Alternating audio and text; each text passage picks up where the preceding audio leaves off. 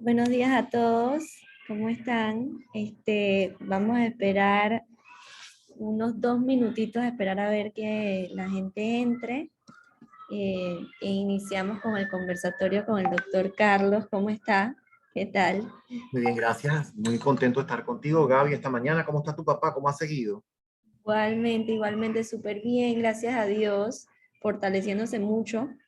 Él es un buen paciente, Qué siempre lo ha bueno, me alegra. súper bien, Me gracias. alegra saberlo y espero que siga mejorando. Pronto Gracias, pueda gracias. reintegrarse a sus actividades completamente. Así mismo es, así es. ¿Cómo va Juan la escuela? Carlos, Buenos días. Me parece que saludó Humberto, allí el ingeniero Leña. Buenos días, Humberto, ¿cómo mira, estás? ante todo felicitarte por lo de anoche, muy interesante, muy bien expuesto, que nos hizo recordar mucho a Dios. A Qué ver, bueno. Qué bueno que pudiste ir. Allí vi a Norita anoche. Lamentablemente no te pude ir. Tuve un pequeño percance que me hizo llegar un poquito tarde, pero me alegré de que hubiesen comenzado, aunque no estaba yo allí presente, y me alegré de que todo fluyó muy bien. Gaby, el comentario del ingeniero Leñadier se refiere a la actividad de anoche. Fue la presentación del libro de la biografía del profesor Alberto Quiroz Guardia, o de un libro sobre el profesor Alberto Quiroz Guardia que compendiaron su hija Lina y su sobrino Eduardo Quiroz. Y me pidieron a mí que presentara la obra, lo cual hice con muchísimo gusto, pero también con mucha emoción, porque Alberto Quiroz Guardia fue un personaje muy importante, no solo para Panamá, sino en la vida de muchas personas. Así que tuve esa gran complacencia anoche de estar allí y me complace que el ingeniero Leñadier haya estado presente. Qué bueno, felicidades. Sí, la verdad que sí, estuvo súper, muy bien, estuvo muy bien. se proyectaba tu emoción a hablar de un personaje muy interesante y que evidentemente lo conociste muy bien. Pues sí, lo conocí muy bien y lo aprecié mucho también, así es que fue para mí muy honroso poder ir a rendirle ese homenaje a Betito, aunque fuese un homenaje póstumo y un homenaje muy modesto, pero de todas maneras fue muy grato. Así que gracias por tu asistencia, Humberto. Bueno, sin más, ya son las 10:01, así que vamos a iniciar con el tema de hoy, que es el separatismo panameño. Y quería saber a qué se debe tratar este tema, cuál es la relevancia con la fecha de hoy, 18 de noviembre. Claro que sí, Gaby, con muchísimo gusto. Un saludo muy cordial a quienes nos acompañan esta mañana. Tirsa, yo sé que Tirsa está de primerita porque me dijo que podía asistir esta mañana y que iba a estar de primerita, así que un saludo muy cordial para Tirsa, a Humberto Leñadier, con quien ya cruzamos palabras muy interesantes, Maui López, un saludo especial, Maui, Mónica, que nos acompaña también, la doctora Maribel Céspedes, temprano dijo que se iba a sumar, muy apreciada pariente, la doctora Maribel Céspedes, Marta Wong, cordial saludo, el doctor Cambra, y Chloe Martindale. No la había visto antes, pero aquí está y muy bienvenida, muy bienvenida. Con mucho gusto, Gaby, me refiero a la fecha. Esta fecha, 18 de noviembre de 1840, se constituyó la primera República de Panamá. La primera República de Panamá se constituyó el 18 de noviembre de 1840. Entonces, por eso es relevante que dediquemos esta fecha a una reflexión sobre el separatismo panameño, porque una de las características de nuestro siglo XIX fue la repetición de intentos de separatismo. El más significativo de ellos, por supuesto, el que ocurrió en esta fecha, a partir del 18 de noviembre de 1840, acerca del cual hablaremos un poquito más adelante, y ya hemos hablado antes en este programa. El año pasado también tuvimos una sesión específicamente sobre el movimiento del 18 de noviembre de 1840. Yo siempre he pensado que esta es una fecha que merece ser conmemorada de una forma cívica. No soy partidario de tener ya más días libres, pero sí creo que la fecha merece una, una conmemoración cívica, por lo menos, en vista de que, como dije antes, esta es la fecha de fundación de la primera República de Panamá en 1840, la República, el Estado del Istmo, la primera república que duró entre el 18 de noviembre de 1840 y el 31 de diciembre de 1841, cuyo presidente fue el general Tomás Herrera, quien debería ser reconocido por todos los panameños como el primer presidente de Panamá. Así que la fecha es significativa por eso, Gaby, 18 de noviembre de 1840, y además es importante, creo yo, que en torno a esta fecha significativa, como la mencioné, hagamos esta reflexión sobre el separatismo panameño, una de las características principales de nuestro siglo XIX. Correcto. Y ¿cómo entró Panamá a formar parte de Colombia en 1821? Bueno, ese es un excelente punto de partida porque el separatismo del siglo XIX se da a partir de ese momento, se da a partir de la independencia de Panamá de España en 1821. Hemos repasado ya algunos elementos importantes acerca de nuestra independencia de España y lo seguiremos haciendo mientras dure el mes, por lo menos, porque es el mes en que conmemoramos ese bicentenario. Pero creo yo que lo fundamental vale la pena repasarlo. En noviembre de 1821, el movimiento independentista panameño comenzó en lo que en ese momento se conocía como el Partido de los Santos, que vendría a ser quizás el equivalente de una provincia, de una sección, ¿no? El Partido de los Santos dentro de la Alcaldía Mayor de Natá, que era otra jurisdicción un poco más amplia que habían establecido los españoles desde su llegada al Istmo en el siglo XVI. La Alcaldía Mayor de Natá era un territorio que abarcaba quizás lo equivalente a las actuales provincias de Coclé, Los Santos y Herrera, y era una jurisdicción o una sección del gobierno español en el Istmo entre las provincias de Panamá y de Veraguas, que eran las dos secciones principales. Nominalmente la Alcaldía Mayor de Natá dependía de Panamá, del gobierno de Panamá, pero tenía para todos los efectos bastante autonomía. Y dentro de esa Alcaldía Mayor de Natá había una sección que se llamaba Partido de los Santos. De allí, de esa Alcaldía Mayor de Natá y de ese Partido de los Santos, que viene el impulso independentista que estaba muy diseminado y muy difundido en todo este territorio. Nos queda la constancia documental y escrita del movimiento que ocurrió en la Villa de los Santos, a partir de entonces conocida como la heroica Villa de los Santos, el 10 de noviembre de 1821. El acta de independencia de la Villa de los Santos de esa fecha consigna ese espíritu independentista que procede del interior de la República y que de allí se disemina al resto del territorio y que verdaderamente impulsa la emancipación de España en 1821, que culmina más adelante con la declaración de independencia emitida en la ciudad de Panamá el 28 de noviembre. Entonces, es importante yo creo que es muy importante que esto lo tengamos presente. El impulso de la independencia viene del interior. Evidentemente, los vientos independentistas ya soplaban por toda la América hispana. El movimiento independentista americano comenzó mucho tiempo antes, comenzó 12 años antes de la independencia de Panamá. La independencia de Panamá en 1821 y el movimiento independentista hispanoamericano comenzó en 1809. Comenzó en 1809 porque en ese momento fue que se enteraron en América de que el rey Carlos había abdicado, que su hijo Fernando también había abdicado, que Napoleón se los había llevado cautivos a Francia, a Bayona, y que Napoleón había impuesto a su hermano José Bonaparte como rey de España, y que había pretensiones napoleónicas de dominar no solo España, sino todos los territorios españoles en América. Entonces, los americanos en muchas ciudades se rebelaron ante esta imposición, esta intromisión del hermano Napoleón en el trono español, y dijeron: si los españoles se han rebelado y han establecido sus propias juntas, nosotros también tenemos el derecho de establecer nuestras juntas.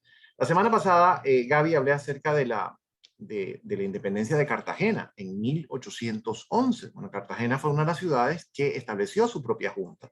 Y así otras ciudades en América establecieron sus propias juntas de gobierno. Juntas supremas se las llamó en ese momento. Caracas, bueno, la primera fue la de Quito, en 1809, Caracas, Cartagena,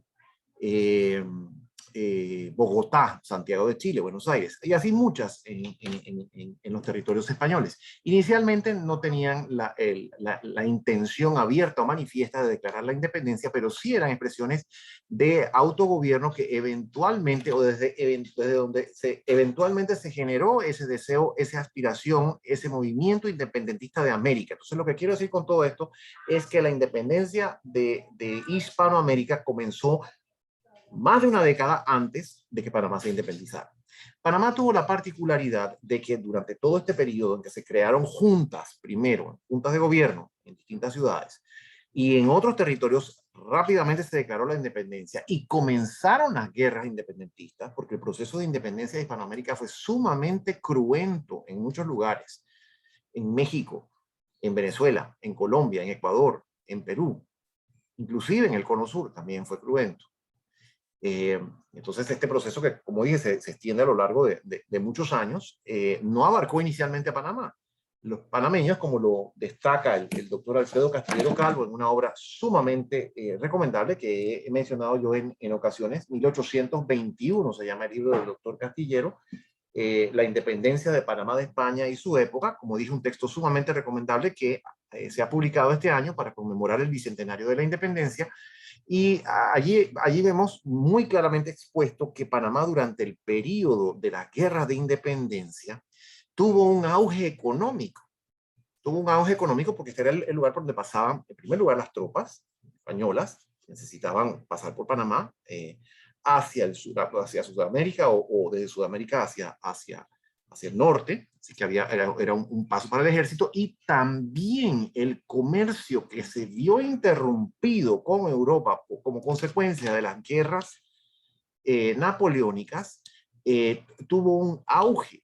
El comercio local tuvo un auge, y no solamente el comercio local, sino el comercio con los otros lugares del Caribe. Entonces, esos dos factores, los movimientos militares y el movimiento comercial, produjeron una bonanza económica en Panamá en esa década, aproximadamente entre 1810 y 1820. Así que los panameños, por lo menos los de la ciudad, en ese momento, los de la capital y de la zona de tránsito, en ese momento se encontraban muy satisfechos con su situación económica. Y además de eso, otra característica era que el gobierno español en el Istmo, en ese momento, no era un gobierno opresivo. Había un gobernador que era bastante tolerante, bastante flexible. España había adoptado una constitución, la constitución de Cádiz, que produjo muchas esperanzas en Panamá como en otros territorios que todavía se mantuvieron fieles a la corona. Así es que la situación no era tan grave en Panamá como en otras partes, por el contrario, era una situación de bonanza y se hicieron muchas fortunas en esa época. Sin embargo, hacia finales de la década hubo un cambio. Primero vino un gobernador que mandó el rey, el gobernador Ore, o Joa, H-O-R-E, que estableció un régimen de terror en Panamá. Y después el virrey Sámano, que era un hombre terrible, había sido derrotado en Bogotá, en Boyacá, más bien en la batalla de Boyacá, el ejército libertador derrotó a los realistas y el virrey salió huyendo. El virrey salió huyendo de Bogotá, salió en estampida de Bogotá, dio un par de vueltas y eventualmente llegó a Panamá, y aquí estableció el virreinato. Y además de establecer el virreinato, estableció un régimen de terror. Así es que eso ya comenzó a molestar a los panameños. Ya dijeron, no, esto no nos conviene, esta persecución, esta opresión, esta reacción de parte de estos funcionarios realistas. Sámano murió en 1821 y llegó, más o menos un poco antes de que muriera él, llegó a un individuo nombrado como capitán general, no con el rango de virrey, sino con el rango de capitán general. Se llamaba José de la Cruz Murgeón. Fue nombrado con el rango de capitán general por el rey de España, con la promesa de que alcanzaría el grado de virrey o el rango del virrey, la posición de virrey. El rey se comprometió a nombrarlo virrey de la Nueva Granada si lograba reconquistar 2/3 partes del territorio del virreinato. Recordemos, como dije, mencioné antes las guerras de independencia, así que es importante que recordemos que gran parte de ese territorio ya había sido liberado por el ejército bolivariano, por el ejército patriota. La mayor parte de Venezuela había sido liberada. El último reducto español en tierra firme fue derrotado a partir de la batalla de Carabobo en junio de 1821 en el nuevo Reino de Granada, lo que hoy es Colombia, pero en aquel momento tenía otra denominación. En el nuevo Reino de Granada, el último reducto español, que era Cartagena, de eso hablamos la semana pasada, Cartagena era el último reducto que permanecía en manos de los españoles, fue liberado por el ejército patriota en los meses posteriores, ya después de octubre, el 10 de octubre me parece que es la fecha, de 1821. El ejército patriota expulsó de Cartagena a los realistas. O sea que en muchas partes la mayoría del territorio de ese virreinato estaba en manos de los patriotas. Así que el rey, interesado en recuperar, esto era imposible, esto era digamos que una fantasía de Fernando VII, pero en fin, se había propuesto este proyecto de recuperación del virreinato, y le prometió a Murgión que si reconquistaba 2/3 partes del territorio del virreinato, lo iba a nombrar virrey. Y Murgión vino a Panamá. Este fue el primer lugar a donde, bueno, no fue el primer lugar donde llegó, pero eventualmente llegó aquí a Panamá. Sámano murió, Murgión asumió el gobierno de Panamá y enseguida se dedicó a reunir recursos para llevar a cabo su obra de reconquista. ¿Y cuáles eran los recursos que necesitaba? Pues necesitaba dinero, obviamente, necesitaba recursos monetarios para conseguir alimentos, para formar, para armar la tropa, para mantenerla, y necesitaba también personal. Y no era como que había mucha gente que estaba dispuesta. Primero que todo, en Panamá no había mucha gente para comenzar. Y en segundo lugar, no era que la gente estaba muy dispuesta a sumarse al ejército realista. Esta era una causa que ya iba perdiendo en 1821 en todas partes. Así que no era como que había esta multitud de gente que quería participar. Entonces, ¿qué hizo Murgión? Y esto lo relata muy bien el doctor Castillero en el libro que mencioné, 1821. Como dije, muy recomendable. Murgión se dedicó a expropiar, a obligar a los comerciantes acaudalados y a la iglesia a entregar dinero al gobierno a través de lo que se conocía como empréstitos forzosos. Eran en realidad exacciones, ¿no? Pero eso fue lo que hizo, y por supuesto que esto menos le gustó a la gente influyente de Panamá. Y además de eso, para reclutar personal y ganado y otros elementos que necesitaba para su ejército, se fue al interior, se fue precisamente a este lugar que mencioné antes, la Alcaldía Mayor de Natal, Partido de los Santos, e iba al ejército realista de pueblo en pueblo, reclutando forzosamente a jóvenes para que formaran parte del ejército realista, porque esa es la manera como él podía crear el ejército que necesitaba para invadir al virreinato, al antiguo virreinato, iba a entrar por Ecuador. Ese era el plan de él, entrar por Ecuador. Lo que hoy es Ecuador, que en ese momento no se llamaba Ecuador tampoco, pero en fin, por allá, por esa parte, por Guayaquil, se quería entrar por Guayaquil. Entonces, por supuesto que no solamente en la capital a la gente no le gusta, a la gente influyente no le gustaron esos empréstitos forzosos, sino que en el interior mucho menos. Y las narraciones, los recuentos que están documentados de los abusos que cometían los realistas reclutando personal forzosamente en el interior son sumamente dicientes. La semana pasada en mi columna tuve la oportunidad de reproducir algunos de algunos de esos testimonios. Mandaban, después de la independencia,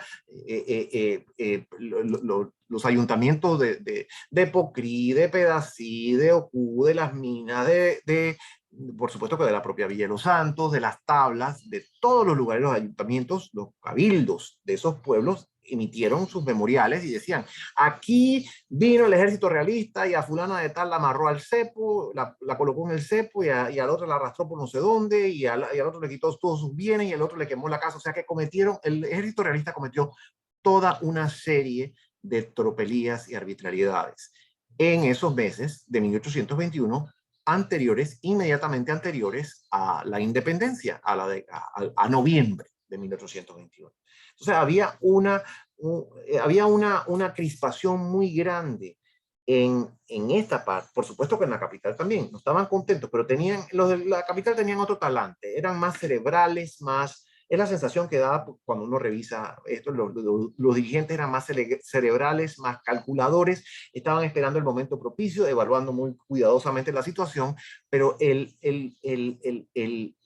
ánimo en el interior era mucho, mucho más efervescente y había una crispación muchísimo más grande. Entonces, de esta indignación contra las vejaciones del ejército español es que procede el movimiento independentista que, como dije, surge en el interior, queda consignado en la heroica Villa de los Santos, que tiene su movimiento el 10 de noviembre de 1821, se levanta el acta, donde afortunadamente se levanta en un lenguaje muy sencillo.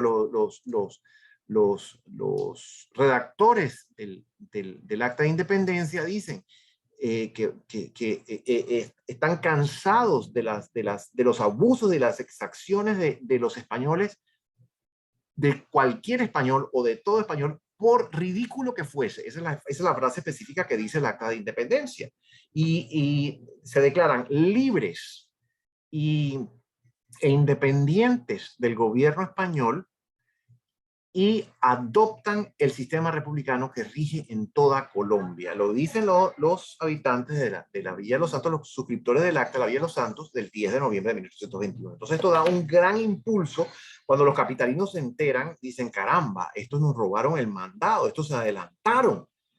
Y deciden que inmediatamente que tienen que llevar a cabo alguna acción. Entonces, los capitalinos, como dije, los sectores dirigentes, actúan de una forma más calculada, más cerebral, se dedican a socavar el ejército español a través de dádivas, de sobornos. Les van ofreciendo, es una estrategia muy interesante la que adoptan, les van ofreciendo comprarles las armas. El que entrega las armas se le da tanto, el que entrega las municiones se le da tanto más, el que quiere irse pacíficamente para Cuba, que era el bastión realista, por supuesto, en el Caribe, se le permite el paso hacia Cuba, se le paga el pasaje para que se vaya para Cuba, y así poco a poco van minando hasta que el 28 de noviembre se reúnen los vecinos prestantes de la capital y también los que no son tan prestantes en lo que se denominó un cabildo abierto, en el cual se declara la independencia de España. También queda consignado este movimiento en el acta de independencia del 28 de noviembre, que el libertador Simón Bolívar después ponderó como un documento muy atinado. Y en esa declaración de independencia que se adopta el 28 de noviembre, se declara en el artículo segundo que el territorio de las provincias del Istmo, como dije, eran dos provincias, la de Panamá y la de Veraguas, el territorio de las provincias del Istmo forma parte del Estado Republicano de Colombia, a cuyo Congreso acudirá su diputado a representarla oportunamente. Es lo que dice el artículo segundo. Entonces, ese es el contexto de la independencia de Panamá en 1821. Quedaba por pronunciarse la provincia de Veraguas, que era la otra sección importante, una de las dos provincias que estaba dividido el Istmo de Panamá. Ya se había pronunciado la alcaldía mayor de Natá en sus pueblos, porque la Villa de los Santos, los distintos pueblos, como dije, que habían tenido expresiones de independencia. Natá eventualmente también el 15, no, eventualmente no, el 15 de noviembre Natá se declaró por la independencia. O sea que gran parte del territorio del Istmo había declarado su independencia del gobierno español, pero quedaba la provincia de Veraguas. Y veo que Magui escucha con mucha atención, porque yo sé que Magui tiene ascendencia importante en la provincia de Veraguas. Así es que el comentario es relevante, no solamente en general, sino para algunos de los que estamos aquí. ¿Qué sucedía? Veraguas tenía una sociedad mucho más patriarcal, una sociedad mucho más tradicional que el resto del país. En la ciudad de Panamá, por supuesto, predominaba el comercio, en la zona de tránsito predominaba el comercio, había una apertura hacia el mundo exterior, un contacto con ideas independentistas, liberales, revolucionarias, o sea que el talante de la zona de tránsito era distinto.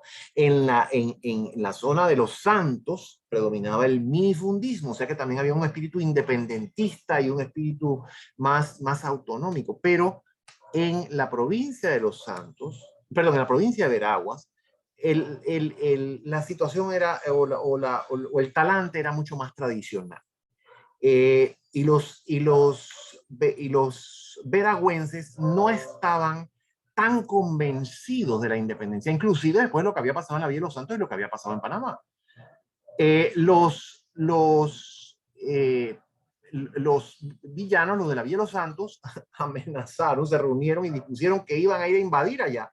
Y les mandaron memoriales y oficios y les dijeron, o declaran la independencia o los vamos a someter. Y además, el gobernador de Panamá, que era el coronel José de Fábrega, ha sido realista hasta la víspera, hasta el 27 de noviembre, pero el 28 de noviembre fue el primero en firmar el acta de independencia y en adherirse al movimiento independentista, y quedó confirmado en el acta de independencia como gobernador de Panamá. Entonces, él, que tenía orígenes en la provincia de Veraguas,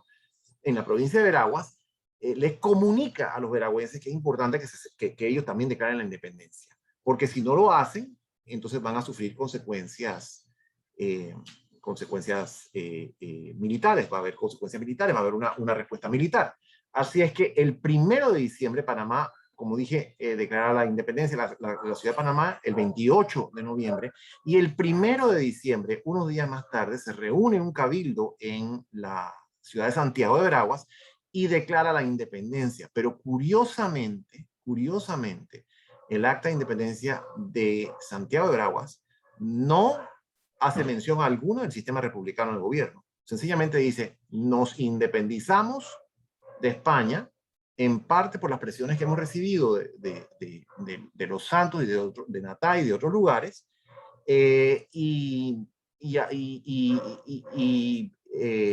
este momento el gobierno español deja de existir en esta sección del territorio del Istmo, pero no hace ninguna mención del sistema republicano de gobierno, por una parte, y sí hace mucho énfasis en el mantenimiento de la religión católica.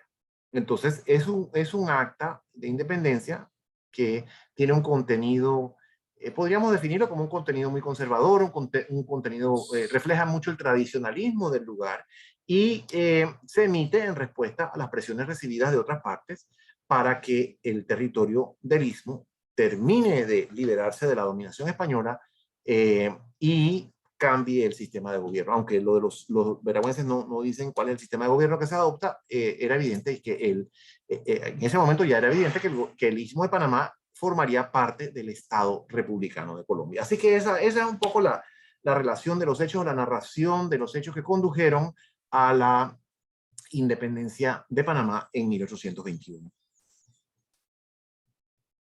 Excelente. Y siguiendo con lo que mencionó un poquito ahí de la separación de Colombia en 1903, ¿cuántas veces se separó Panamá de Colombia en el siglo XIX?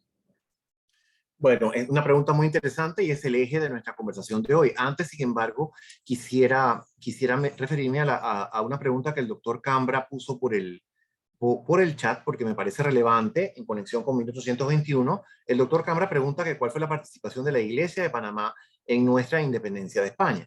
En primer lugar, la Iglesia concurrió con un aporte económico importante, porque la Iglesia era quizás la entidad, la corporación que más recursos tenía en ese momento. En Panamá como en muchas otras partes. Y la Iglesia concurrió con aporte de bienes y de recursos a contribuir a financiar el movimiento. Entonces ustedes se preguntarán, bueno, ¿qué es lo que había que financiar si aquí no hubo una guerra? No hubo una guerra, pero sí hubo que pagarles a los soldados para que se fueran, para que entregaran las armas y para que se fueran. Y se generaron una serie de deudas, de compromisos financieros. Entonces el acta de independencia, eso es lo que leía precisamente antes de entrar a la charla de hoy, el acta de independencia tiene en uno de sus puntos un compromiso importante. El compromiso de que de que el gobierno colombiano reconocerá la deuda que se incurrió para financiar el movimiento independentista. Entonces, después que Panamá se independizó y que entró a formar parte de Colombia, el Congreso colombiano rehusó asumir esa deuda. Y ese fue, esto guarda inmediata relación con la pregunta que acabas de hacer, Gaby. Esa fue una de las razones que fue, una de las principales razones, o de las primeras razones, digámoslo así, que fue disgustando a los panameños, porque la iglesia había aportado fondos, los comerciantes de Panamá habían aportado fondos con la expectativa de que iban a ser resarcidos, y no fueron resarcidos porque el gobierno de Colombia rehusó sufragar o reconocer esa deuda. Así que en respuesta al doctor Cambra, la iglesia católica tuvo esa participación importante, y el obispo de Panamá, que era peruano en ese momento, el obispo José Higinio Durán y Martel, es uno de los firmantes del Acta de Independencia de 1821, como personaje prominente de Panamá, y también digamos que en testimonio del aporte que hizo la Iglesia Católica a esa independencia. Esto dice Roy, ¿cuál fue la razón real por la cual existe la independencia de Panamá de España? Entonces, me parece a mí que abordé ya eso un poquito al principio.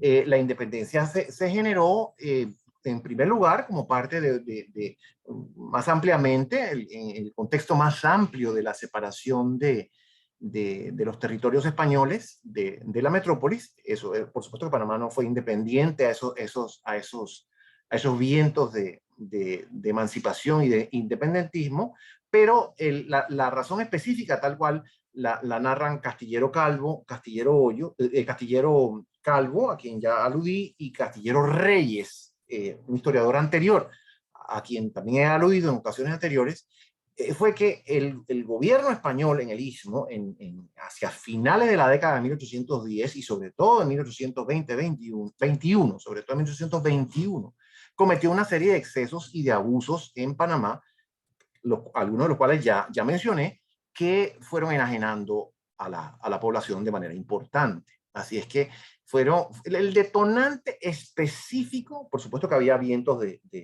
independentismo, como ya dije, un ánimo independentista en todos los territorios españoles, y los panameños los panameños de la época no eran ajenos a eso. O sea, estaban al inicio de la década estaban contentos con la situación económica, con la prosperidad, con la bonanza, pero no eran ajenos a esas influencias independentistas. Y en segundo lugar, los abusos, excesos, atropellos que cometió el gobierno español en 1821 terminaron de convencer a los panameños de que había que cambiar. Bien, en cuanto a los movimientos separatistas, que es la pregunta de Gaby, la pregunta específica de Gaby, Castillero Reyes, a quien aludía antes, menciona los intentos de separación o intentos de emancipación. Y a mí me gusta esa terminología. Intentos de emancipación hubo 3 en el siglo XIX, en 1830, en 1831 y en 1840. El de 1840, como dije inicialmente, condujo a la fundación, a la creación de la primera República de Panamá, el Estado del Istmo. En 1840 fue la primera República de Panamá. La segunda fue en 1903, la primera fue en 1840 y debe ser reconocida como tal. Entonces, intentos de emancipación, como dice Castillero Reyes, hubo 3: 1830, 1831 y 1840.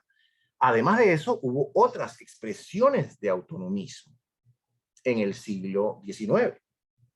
Una importante en 1826, pocos años después de la independencia. Otra, quizás el capítulo más importante y más interesante, en 1855, referente a la creación del Estado Federal de Panamá, la gran obra y el gran proyecto de Justo Arosemena. Y en tercera instancia, no es que sean los únicos, pero en tercera instancia, uno muy importante tuvo lugar en 1861. que adquirió una forma escrita con el nombre de Convenio de Colón, suscrito por el gobernador de Panamá, en aquel momento, Santiago de la Guardia, y el gobierno colombiano. Entonces, el gobierno colombiano de la época, 1861. Entonces, quiero poner esto o contextualizarlo de una forma que sea más comprensible y más organizada. Comienzo donde terminamos la pregunta anterior. Los panameños, o el comentario anterior, los panameños desde el principio se sintieron incómodos y molestos con el gobierno colombiano. En primera instancia, por lo que mencioné, Colombia rehusó asumir la deuda, reconocer esa deuda que se había incurrido acá. Y eso fue un motivo de preocupación, de molestia, de malestar entre los panameños. En segundo lugar, y de forma mucho más importante, el gobierno de Bogotá, que siempre se caracterizó por un centralismo, inclusive hasta el día de hoy se caracteriza por un centralismo, al punto que las personas que viven o los departamentos que no están adscritos directamente al centro, que forman parte de ese centro, de ese concepto cultural e histórico del centro colombiano, se quejan del abandono, se quejan del trato que reciben del gobierno central en Bogotá. Esto multiplicado 1000 veces era lo que sucedía en el siglo XIX. Y la mentalidad o el estilo de gobierno que se impuso en Colombia desde el principio era un estilo o un sistema muy centralizado. El asunto es que el gobierno de Colombia tenía necesidades o tenía aspiraciones de que hubiese, de que todo el país se reuniese en torno a este sistema centralizado planteado en la Constitución de Cúcuta, por cierto, de 1821. Y los panameños no estaban contentos con eso. Los panameños querían mayor autonomía, sobre todo para promover su desarrollo económico a partir de un movimiento comercial. Un movimiento comercial, la promoción del comercio, la promoción de estas actividades, y con miras también a crear en Panamá una ruta de tránsito, ya fuese rehabilitar los caminos existentes, o una vez que se inventó el ferrocarril, crear un ferrocarril a través del mismo, o un canal. Tenían todo esto en la mira en aquel momento. Pero sentían que la disposición de Colombia, la disposición de Colombia no era conducente a este tipo de desarrollo para Panamá. Así que muy pronto, los panameños fueron expresando su oposición a un gobierno centralizado, un gobierno centralista, y su deseo de que el gobierno de que el gobierno de Colombia reconociese la autonomía o los derechos de Panamá a buscar su propia forma de desarrollo. En 1826, esta es como dije, la primera expresión de autonomismo, expresión importante de autonomismo. En 1826, el 13 de septiembre, para mayores señas, hubo una reunión importante en Panamá, y se consigna lo que se conoce como el acta de Panamá de esa fecha, 13 de septiembre, en el cual los ciudadanos notables de Panamá piden que se establezca en el mismo un sistema hanseático. Eso lo voy a explicar en un momentito, quizás un poquito más adelante, para remitirme directamente a la pregunta que ha hecho Gaby. ¿Cuáles son los intentos de emancipación? Son tres, como dije. En 1830 fue el momento en que José Domingo Espinar, que estaba a cargo del ejército de Panamá, era de Espinar muy cercano colaborador de Bolívar, por cierto. En 1830, el 26 de septiembre de 1830, Panamá, bajo el liderazgo de Espinar, declara su independencia del resto de Colombia. O sea, Panamá se erige en una entidad aparte mientras, dice el acta, mientras duren mientras persista la situación de caos y desmembramiento que caracterizaba al resto del país. Recordemos que en 1830 todavía existía, al menos nominalmente, la República de Colombia. La República de Colombia que conocemos históricamente como la Gran Colombia, pero que nunca se llamó así, siempre se llamó República de Colombia, el Estado Republicano de Colombia, al cual nos unimos en 1821. Ese Estado Republicano de Colombia estaba compuesto por 4 secciones importantes: Venezuela, la parte central, que hoy es Colombia, Ecuador y Panamá. Venezuela se separó, Ecuador se separó. Entonces quedaron los panameños y este caos y este desmembramiento del gobierno o del sistema establecido por Bolívar una década antes, y bajo el liderazgo de Espinar, Panamá decidió que se iba a separar. Es más, invitan a Bolívar, los panameños de la época invitan a Bolívar a que venga a Panamá y que desde Panamá emprenda la recuperación y el restablecimiento de la República de Colombia. Bolívar, como creo yo que es sabido, ya en septiembre de 1830, estaba muy mermado, muy decaído, muy enfermo, estaba próximo a morir. Es más, murió unos meses más tarde, el 17 de diciembre de 1830, en Santa Marta, o sea que no tenía posibilidades.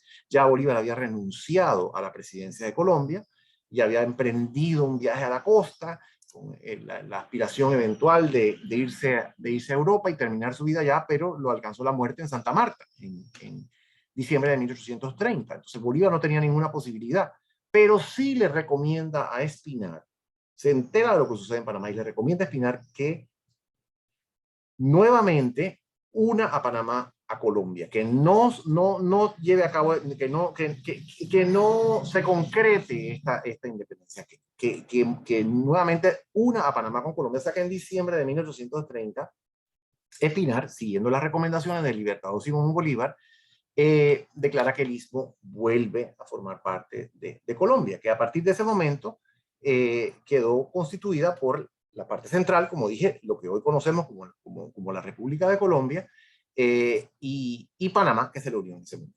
Entonces, esa fue el primer intento de emancipación, el primero de los intentos en firme que tuvo Panamá en el siglo XIX por emanciparse, por separarse de Colombia. El segundo fue el año siguiente, en 1831. Recordemos que todavía Colombia había quedado muy desorganizada. Colombia, que en ese momento había dejado de ser Colombia porque se había separado de Venezuela, se había separado de Ecuador, quedaba la parte central, conocida en ese momento como la Nueva Granada. Eventualmente, el año siguiente, esta Nueva Granada adoptó una constitución republicana para esa parte central que quedaba todavía allí. Y entonces, en este ambiente de caos y de desorden que persistía en ese momento, hubo un segundo intento de emancipación de Panamá, que estuvo liderado por un militar venezolano que estaba a cargo de la guarnición en Panamá. Su nombre era Juan Eligio Alzuru con Z. Alzuru era un hombre muy ambicioso, un hombre de mucho deseo de prominencia y de figuración, y estaba motivado por ese deseo de engrandecimiento personal en gran medida, pero también no cabe la menor duda que había un deseo firme e importante de autonomismo en Panamá en ese momento. Entonces se aprovechó de las circunstancias para declarar la independencia de Panamá el 9 de julio de 1831, o sea, pocos meses después de la primera, en 1830, en septiembre de 1830. Entonces, en 1831, en julio de 1831, Panamá nuevamente se independiza de lo que quedaba de Colombia, ¿verdad? Que era básicamente la Nueva Granada, y establece su propio gobierno. Sin embargo, ese gobierno encabezado por Alzuru rápidamente degenera en una tiranía. Y cuando se tiene conocimiento, primero que todo, los propios panameños, cuando se dan cuenta de lo que pasa, avisan a Colombia para que Colombia o la Nueva Granada apoye el intento por salir de Alzuru, que se había convertido en un tirano. O sea que en ese segundo intento de emancipación fue un intento que desencadenó en una tiranía, lo cual fue muy inconveniente, pero se pudo salir de eso bastante rápidamente gracias al apoyo recibido de la Nueva Granada y a la participación de un personaje panameño muy importante a quien ya mencionamos, el general Tomás Herrera. Herrera fue quien sofocó el movimiento de Al Sur. Herrera fue designado comandante militar en Panamá y se mantuvo en ese cargo a lo largo de la década de 1830 con breves excepciones cuando fue senador en Bogotá. Y en 1840, como dije, ese fue el tercer intento de separación y el más importante porque se logró constituir una república, un gobierno republicano en Panamá, un gobierno republicano independiente en Panamá. Esto sucede en el marco de una guerra civil colombiana conocida como la Guerra de los Supremos, que desarticuló o desmembró el territorio colombiano, que como dije, en ese momento no se llamaba Colombia, se llamaba la República de la Nueva Granada, pero en fin, la guerra civil desarticuló a la Nueva Granada y el gobierno central en ese momento, dirigido por el presidente Márquez, José Ignacio de Márquez, emite una circular. La circular básicamente lo que les dice a los gobernadores de las distintas partes del territorio nacional es sálvese quien pueda. Vean ustedes cómo pueden hacer para mantener el orden en sus distintas secciones, porque el gobierno central está incapacitado, imposibilitado de llevar a cabo esta tarea. Y cuando eso se recibe acá en Panamá y los panameños se dan cuenta del desmembramiento, del caos, de la desorganización y de los problemas que hay en el resto de Colombia, de la Nueva Granada, se reúnen nuevamente en un cabildo popular, un acta popular es como se llama el documento que consigna la decisión, que consigna la reunión, y declaran su independencia. Establecen para Panamá un gobierno independiente de Colombia, haciendo la salvedad de que si en la Nueva Granada se adopta el sistema federal de gobierno, Panamá se uniría. Solamente en ese caso, si no, Panamá se mantenía con un gobierno independiente. Esta es la primera república, no solamente por este deseo que fue, como dije, consignado en el Acta Popular del 18 de noviembre de 1840, sino además porque ese gobierno panameño tomó todas las providencias para asegurar esa independencia. Se convocó a una asamblea constituyente. Los panameños votaron por su primera asamblea constituyente en 1841, a principios de 1841. Se eligió la asamblea constituyente, se instaló, dictó la primera constitución, eligió como primer presidente del Estado de Panamá, por ende, primer presidente de Panamá, a Tomás Herrera. En 1841 ya Tomás Herrera venía siendo el jefe del movimiento desde 1840, pero en 1841 quedó confirmado por la Asamblea Constituyente como presidente del Estado del Istmo. El Estado del Istmo formó su ejército, organizó su hacienda, o sea, organizó su administración tributaria. El Estado del Istmo hasta creó una universidad que funcionó brevemente, el Colegio del Istmo. El Estado del Istmo organizó las relaciones exteriores del país y envió embajadores con el rango de agentes confidenciales o con la denominación de agentes confidenciales. Nombró embajadores en Estados Unidos, nombró embajador en Costa Rica, nombró embajador supuestamente en el Ecuador también.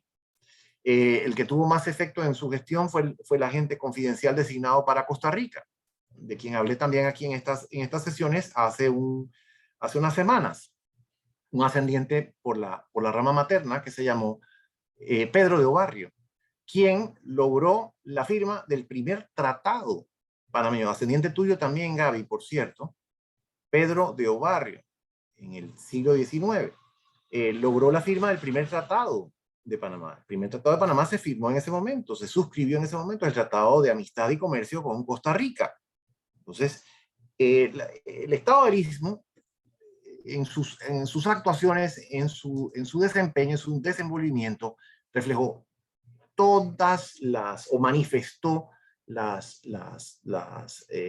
atributos, manifiesta los atributos de un Estado soberano. Entonces, debe ser considerado como la primera república de Panamá. Funcionó hasta finales de 1841, cuando la situación en Colombia había mejorado. Nueva Granada, en ese momento se denominaba Nueva Granada, por cierto, pero había mejorado las condiciones políticas habían mejorado y el gobierno de Bogotá designó unos representantes para que vinieran a convencer a los panameños de que deberían regresar al seno de la Nueva Granada. Los panameños accedieron.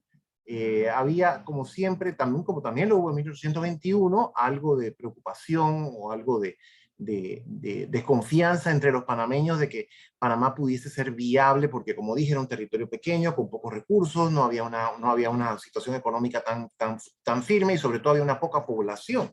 A pesar de que el Estado de Panamá había formado un ejército, había poca población y pocas posibilidades de defensa.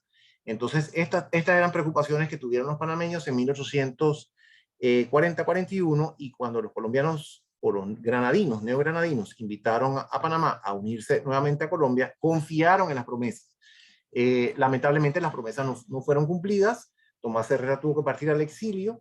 Uno de sus más prominentes colaboradores, el señor Icaza, también tuvo que partir al exilio, y Panamá fue nuevamente sometida a un sistema centralizado desde Bogotá, que asfixiaba a los panameños, con lo cual los ismeños no estaban de acuerdo. Así que esas son esos son los tres intentos de emancipación que tuvimos en el siglo XIX. En 1830, 1831 y en 1840 la Primera República. Pero no son, Gaby, las únicas expresiones de autonomismo que tuvimos en el siglo XIX. El siglo XIX, como dije, está signado por estos intentos de separación o expresiones de autonomismo que eventualmente conducen, como lo sabemos perfectamente, a la separación de Colombia en 1903. Sí, ¿qué otras expresiones de autonomismo podemos encontrar entre 1821 y 1903? Excelente pregunta en seguimiento de lo que acabamos de mencionar. Aludí hace un rato a la reunión que hubo en la ciudad de Panamá en 1826. ¿Qué motivó la reunión esta? Se había creado en Colombia la denominada Constitución Boliviana, o boliviana por Bolívar, pero boliviana también porque se adoptó en la República de Bolivia. Y esa Constitución boliviana tenía la intención de Bolívar era que esa Constitución boliviana reemplazara la Constitución de Cúcuta de 1821. Entonces, Bolívar y sus partidarios la enviaron por todo el territorio de la República de Colombia a fin de que fuese considerada y con la expectativa de que fuese apoyada. Entonces, cuando la Constitución llega a Panamá, que era una Constitución inclusive más centralizadora que la Constitución de Cúcuta, a los panameños notables no les agrada la idea. Y entonces se reúnen en 1826 y dicen dos cosas importantes. Primero que todo dicen, no nos gusta esta Constitución, queremos, y no lo dicen así, lo que dicen es, queremos que se mantenga la Constitución de 1821. Eso en primer lugar. Y en segundo lugar, piden que para el Istmo de Panamá, dentro de la República de Colombia, que todavía existía, para el Istmo de Panamá se adoptase un sistema anseático. ¿Qué significa un sistema anseático? Significa un sistema económico, un régimen económico distinto. La alusión que se hace es a la Liga del ANSA. La Liga del ANSA era un sistema que hubo en Europa, que existió en Europa en la época del medioevo. Era una alianza de distintas ciudades que tenían, que compartían un sistema comercial, un sistema económico en común. Entonces, la palabra anseática significaba para los panameños del siglo XIX un sistema económico de libre comercio, un sistema económico de baja o nula imposición, de nula tributación, que permitiese que Panamá desarrollara su potencial como emporio del comercio. Eso era lo que les interesaba a ellos, querían que se desarrollara el comercio. Y habían tenido ya la oportunidad de desarrollarlo durante la década de 1810, sabían lo que se podía lograr y querían que este potencial o estas posibilidades se ampliaran, se maximizaran, ¿no? Se sentían comprimidos por las acciones del gobierno central de Colombia. Así es que en 1826 aprovechan la reunión que hubo para considerar la Constitución boliviana para al mismo tiempo hacer su planteamiento autonomista en materia económica. Quieren un sistema especial. El gobierno de Colombia no prestó ninguna atención a esto y no hubo ningún ansiatismo. Sabemos que en 1830 hubo una separación, después de 1831 hubo otra separación y en 1840 hubo otra. Pero los panameños no descansaron y no se resignaron a no gozar de un sistema especial que estuviese atento a sus necesidades. A sus necesidades no solamente económicas, sino a sus aspiraciones políticas. Entonces, una segunda expresión importante de autonomismo tuvo lugar a mediados de la década de 1850, con la creación del Estado Federal de Panamá, por Justo Arosemena en 1855. El doctor Justo Arosemena, nuestro principal estadista de todos los tiempos, y un estadista muy prominente en Colombia también, logró en 1855 que el Congreso colombiano aprobase un acto legislativo, que era como se denominaba en aquel momento una reforma a la Constitución. Entonces, reforma a la Constitución de Colombia, que en ese tiempo tampoco era Colombia, era la Confederación Granadina o la República de la Nueva Granada. Me parece que era República de Nueva Granada todavía. Se reforma la Constitución para permitir el establecimiento de un sistema federal o de un gobierno federal en Panamá. Y este fue un paso muy importante.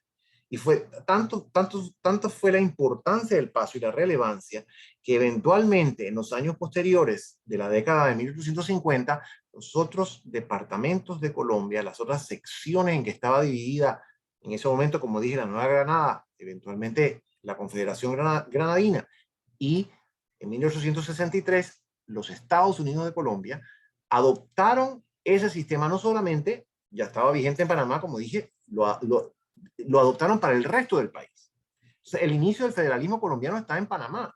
Está en Panamá y es evidentemente que muchos estadistas colombianos eran partidarios de ese sistema, pero su impulsor, digamos, más prominente, por lo menos en el caso de los panameños, fue el doctor Justo Arosemena. Entonces, la creación del Estado Federal de Panamá en 1855, Estado que duró 30 años, hasta 1885, es una expresión importante de autonomismo panameño, porque le reconoció a Panamá su situación especial en el marco del gobierno colombiano, del sistema colombiano, y le permitió cierto grado un grado importante, no cierto grado, un grado importante de autonomía.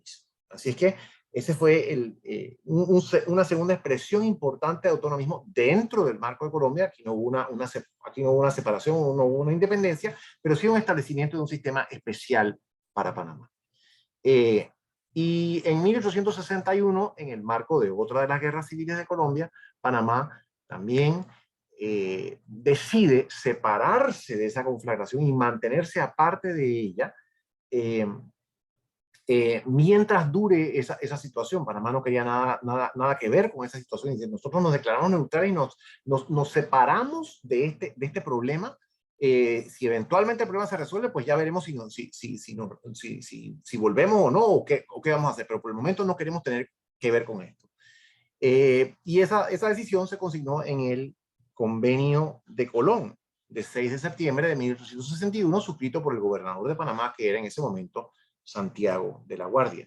Tuvo un fin infortunado Santiago de la Guardia y el Convenio de Colón, porque eventualmente cuando el gobierno de Bogotá se pudo organizar, como resultado de la situación de la guerra civil, el gobierno de Bogotá estaba desorganizado, pero cuando se logró afianzar y organizar, lo que hizo fue mandar un ejército a Panamá, desconocer el Convenio de Colón y enfrentarse en el campo de batalla con el gobernador, quien murió como consecuencia de las heridas recibidas a raíz de este enfrentamiento. Pero en lo que nos concierne hoy, Gaby, el Convenio de Colón de 1861 también constituye una importante expresión de autonomismo panameño, ese deseo de Panamá de tener su propio gobierno, de ir por su propia vía, que no era la misma no era la misma vía por la que iba el resto de Colombia. Así que podríamos resumir que esas son tres expresiones muy importantes de autonomismo del siglo XIX. 1826, la aspiración o la declaración hanseática de 1826, el Estado Federal en 1855 y el Convenio de Colón en 1861. Súper. Y ya para terminar con los minutitos que nos quedan, ¿nos podría decir qué nos dicen todas estas deseos de autonomía, de separación que evidenciamos en el siglo XIX? Eso todo a qué nos lleva. Claro que sí, Gaby. Muchas gracias por la pregunta. Un poquito, no. La respuesta guarda relación con lo que dije antes. ¿Qué nos muestran estos intentos de emancipación? ¿Qué nos muestran las expresiones de autonomismo? Que Panamá tenía una idiosincrasia, un talante distinto al resto de Colombia, al resto de la Nueva Granada, que Panamá aspiraba a seguir su propio modelo de desarrollo, o un modelo de desarrollo que estuviese más acorde con esas aspiraciones de los panameños, y que lamentablemente en el seno de la República de la Nueva Granada, primero de la República de Colombia, después de la Nueva Granada, después nuevamente de Colombia, pero una Colombia reducida, no se pudieron encontrar las condiciones para que Panamá se desarrollase según las aspiraciones de las personas que estaban aquí, de las personas que querían que este país desarrollara su economía, desarrollara su comercio, que tuviese una autonomía y una amplitud económica, un desarrollo comercial distinto. Panamá era bastante incomprendida por el gobierno de Bogotá, y de allí que los panameños intentaran tanto separarse, ir por su propia vía, como conseguir alguna medida de autonomía que fuese conducente al desarrollo del país. No se pudo lograr. Las condiciones en realidad se agravaron hacia finales del siglo XIX, porque el régimen federal, el sistema federal que había creado el doctor Justo Arosemena, que se había creado por iniciativa del doctor Justo Arosemena, por supuesto que terminó en 1885, como dije. El sistema centralizado volvió a imponerse en toda Colombia. Panamá sufrió esto considerablemente. Hubo problemas económicos relacionados con el fracaso del proyecto del canal francés, también en la década de 1880. Por supuesto, a finales del siglo, 1899, la guerra civil que fue sumamente devastadora, la guerra de los 1000 días, que fue sumamente devastadora, preocupó, molestó mucho a los panameños, porque Panamá fue, como el resto de Colombia, fue teatro de guerra durante esta conflagración. Así que eso ya fue exasperando a los panameños. Y por supuesto, la gota que rebasó la copa fue el rechazo del Tratado del Canal, tratado conocido como el Rangel, por el Senado de Colombia en agosto de 1903. Los panameños de medios de mayor influencia, de mayor ilustración, estaban muy comprometidos desde principios del siglo XIX con el desarrollo, como lo dije antes, del potencial transitista de Panamá. Y tenían gran expectativa de que se pudiese culminar la obra de construcción de una vía acuática que habían comenzado los franceses, que se pudiese culminar esa obra por el gobierno de Estados Unidos, como se había pactado con Colombia, pero el Senado colombiano rechazó el tratado por consideraciones de diverso tipo, que no son desdeñables, pero que en ese momento terminaron por crispar a los panameños, terminaron por colmar su paciencia. Y ese es el detonante inmediato de la independencia de 1903, que se logra con apoyo estadounidense, por supuesto. Sin ese apoyo estadounidense probablemente no se hubiera, lo más seguro es que no se hubiese logrado. Pero en fin, lo que nos muestran estas expresiones o estos intentos de emancipación y las expresiones de autonomismo, que Panamá tenía un talante distinto, una disposición distinta, unos deseos y aspiraciones distintos que no pudieron ser realizados bajo el sistema colombiano. y que eventualmente condujeron a la independencia de Panamá y a la fundación de la Segunda República el 3 de noviembre de 1903. Qué bueno, qué bueno. Gracias por toda la información, gracias a todos por acompañarnos, por sus preguntas, comentarios, opiniones. Y bueno, se nos acabó el tiempo hoy, pero esperamos vernos el próximo jueves en el mismo lugar, a la misma hora. Gracias a todos y gracias al doctor Carlos Ibarramán de nuevo. Muchas gracias a ustedes por su asistencia. Un placer, como siempre, estar con ustedes y compartir. Les deseo un feliz fin de semana y nos vemos el próximo jueves, si Dios quiere. Amén. Chao. Saludos.